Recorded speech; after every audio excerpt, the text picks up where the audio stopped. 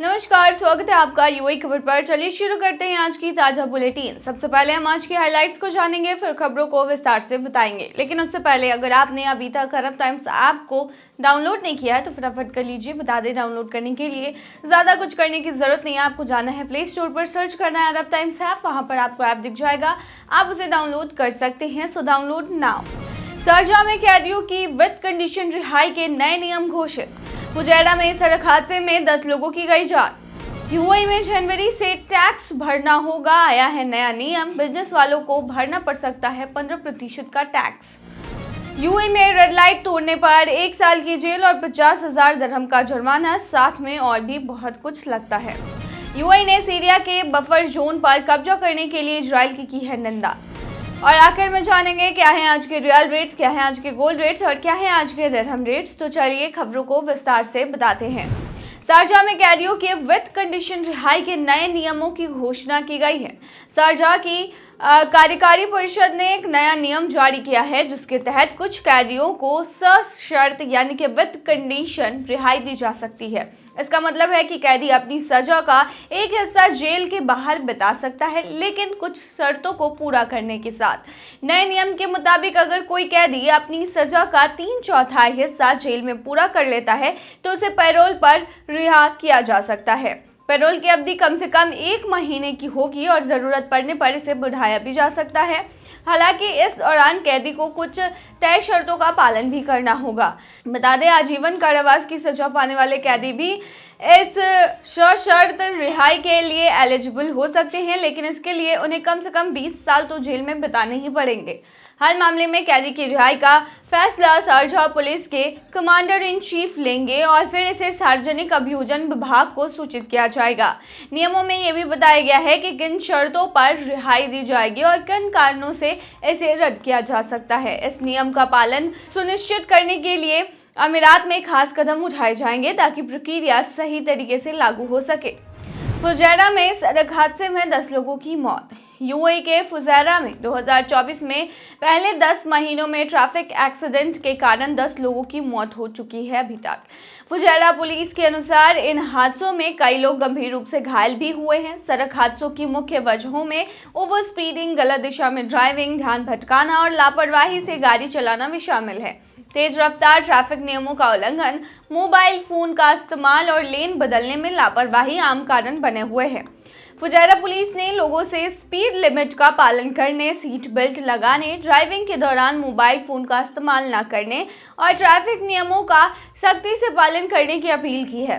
Police सख्त traffic नियम लागू करने, सड़कों पर निगरानी बढ़ाने और जागरूकता अभियान चलाने की योजना पर काम कर रही है। पुलिस ने लोगों से सतर्क और सुरक्षित ड्राइविंग करने की अपील की है ताकि कीमती जानें बचाई जा सके। यूएई में जनवरी से टैक्स के नए नियम। यूएई में लगेंगे जनवरी से टैक्स के नए नियम। बिजनेस वालों को भरना पड़ेगा 15% का टैक्स। यूएई सरकार ने जनवरी 2025 से 15% कॉर्पोरेट टैक्स लागू करने का निर्णय लिया है, जिसका मुख्य उद्देश्य राष्ट्रीय अर्थव्यवस्था को सुदृढ़ करना और वैश्विक टैक्स मानकों का पालन करना है। इस टैक्स के दायरे में वे बड़ी कंपनियां आएंगी जिसकी वार्षिक आय 3.75 मिलियन दिरहम से अधिक है। इसके अलावा यूएई में संचालन करने वाली अंतर्राष्ट्रीय मल्टीनेशनल कंपनियों को भी यह टैक्स देना होगा। हालांकि छोटे व्यवसाय, स्टार्टअप्स और कम आय वाली फर्मों को इस टैक्स से छूट दी गई है, जिससे उनकी आर्थिक स्थिति प्रभावित नहीं होगी। व्यक्तिगत आय जैसे सैलरी, किराया, अन्य निजी स्रोतों से होने वाली कमाई टैक्स के दायरे से बाहर रहेंगी। कुछ फ्री जोन कंपनियों को भी टैक्स छूट मिल सकती है, बशर्ते वे योग्य मानकों को पूरा करें। कॉर्पोरेट टैक्स लागू करने का उद्देश्य सरकारी राजस्व को बढ़ाना है, आर्थिक सुधारों को गति देना और स्थानीय व्यवसायों में निवेश को प्रोत्साहित करना है।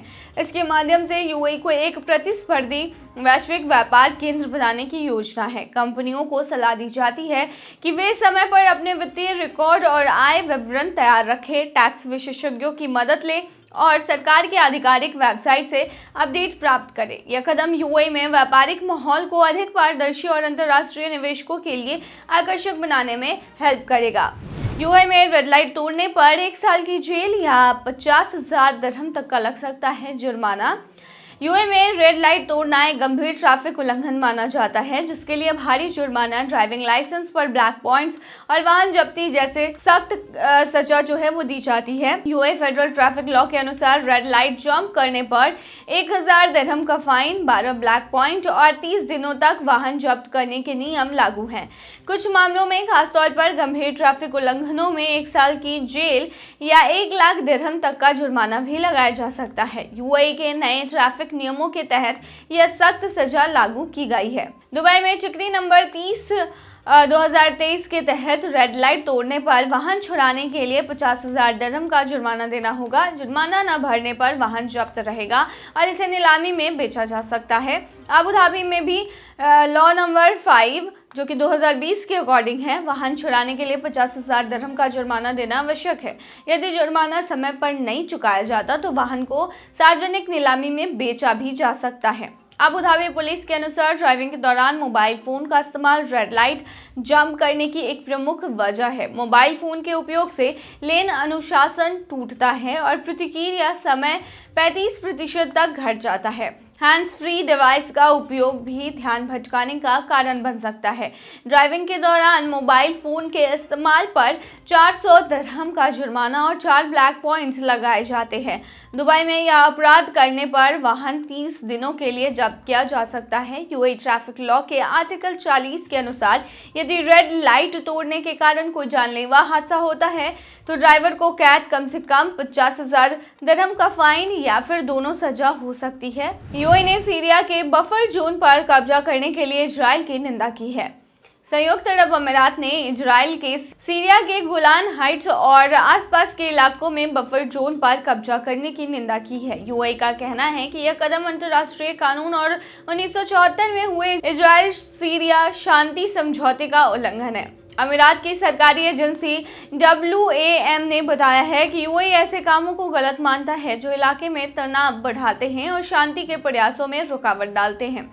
यूएई ने सीरिया की एकता और उसकी जमीन की सुरक्षा के लिए अपनी प्रतिबद्धता दोहराई है। हाल ही में हयात तहरीर अल शाम नामक आतंकी संगठन ने सीरिया के उत्तरी इलाके से हमला किया और सरकारी कब्जे वाले इलाकों को पार करते हुए दमिश्क तक पहुंच गया।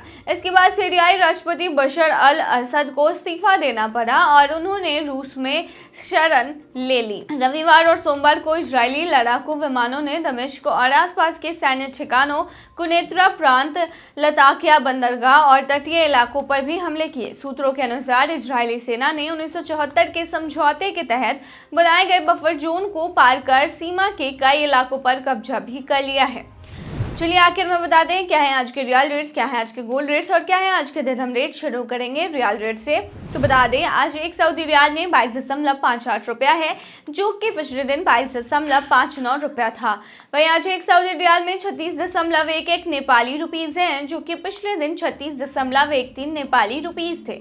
वहीं एक सऊदी रियाल में आज 31.79 बांग्लादेशी टका है, जो कि पिछले दिन 31.85 बांग्लादेशी टका था। वहीं एक सऊदी रियाल में आज 73.94 पाकिस्तानी करेंसी है, जो कि पिछले दिन 73.93 पाकिस्तानी करेंसी थी। वहीं आज एक सऊदी रियाल में 22.57 भूटानी करेंसी है, जो कि पिछले दिन 22.59 भूटानी करेंसी थी। तो क्या है आज के गोल्ड रेट्स, तो बता दें दुबई में आज 18 कैरेट सोने का दाम 251.50 दिरहम प्रति ग्राम है, जो कि पिछले दिन 248.75 दिरहम प्रति ग्राम था। यानी कि आज की 18 कैरेट के गोल्ड की भारतीय मुद्रा में कीमत 5,811 है। वहीं 22 कैरेट गोल्ड का दाम 303 दिरहम प्रति ग्राम था, जो कि भारतीय मुद्रा में 7,001 के होते हैं, जो कि पिछले दिन 299.75 दिरहम प्रति ग्राम था। वहीं दुबई में 24 कैरेट सोने के दाम की बात करें तो ये 327.25 दिरहम प्रति ग्राम है, जो कि पिछले दिन 323.75 दिरहम प्रति ग्राम था। वहीं आज के 24 कैरेट सोने के दाम की भारतीय मुद्रा की बात करें तो बता दें कि ये 7,500 के अप्रॉक्स है। चलिए बता दें क्या है आज के दिरहम रेट, तो बता दें आज एक यूएई दिरहम में 23.10 रुपया है, जो कि पिछले दिन 23.10 रुपया ही था। वहीं आज एक यूएई दिरहम में 36.95 नेपाली रुपीस हैं, जो कि पिछले दिन 36.96 नेपाली रुपीस थे। वहीं आज एक यूएई दिरहम में 32.52 बांग्लादेशी टका है, जो कि पिछले दिन 32.58 बांग्लादेशी टका था। वहीं आज एक यूएई दिरहम में 75.64 पाकिस्तानी करेंसी है, जो कि पिछले दिन 75.64 पाकिस्तानी करेंसी थी। वहीं आज एक यूएई दिरहम में 23.09 भूटानी करेंसी है, जो कि पिछले दिन 23.10 भूटानी करेंसी थी। तो ये थी आज की ताज़ा बुलेटिन। ऐसे ताज़ा अपडेट्स के लिए बने रहिए हमारे चैनल पर।